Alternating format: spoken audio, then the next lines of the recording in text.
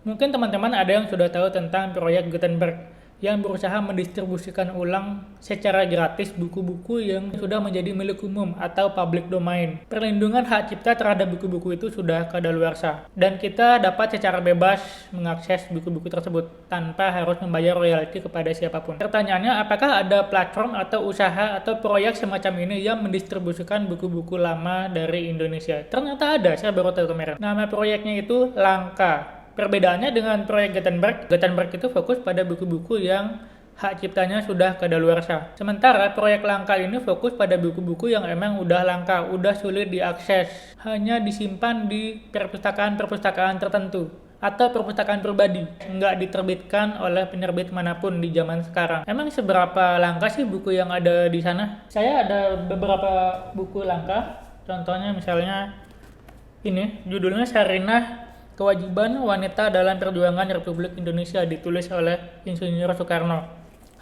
Pas saya cek buku ini ke situsnya, ternyata ada.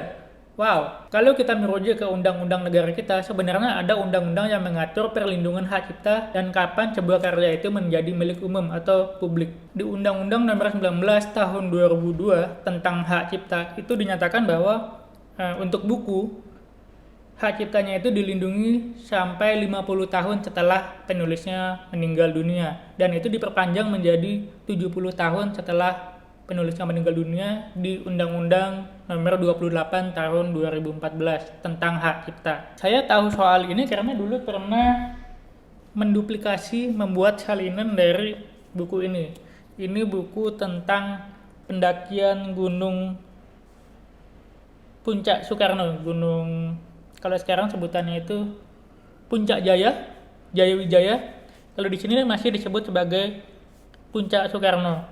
Diterbitkan oleh Komando Operasi Tertinggi. Dulu buku ini pernah saya salin jadi 5, kemudian saya bagikan ke teman-teman yang memang suka baca buku dan pemerhati pendakian gunung. Tapi sekarang untuk buku-buku jadul yang masuk ke kriteria langka tadi, saya udah nggak begitu peduli dengan undang-undang tersebut. Karena seperti yang kita ketahui, literasi masyarakat Indonesia itu masih sangat rendah. Salah satu cara untuk meningkatkan literasi itu adalah mempermudah akses, termasuk akses ke karya-karya jadul seperti ini. Langka lagi.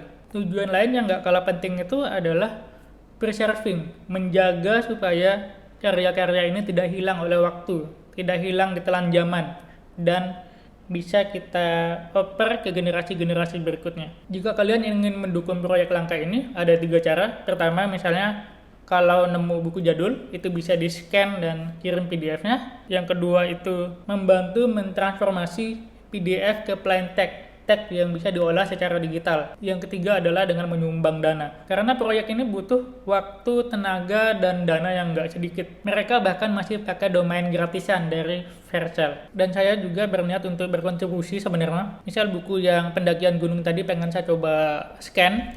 Terus ada buku dari Muhammad Hatta, kumpulan esai karangannya dia. Ada 3 jilid.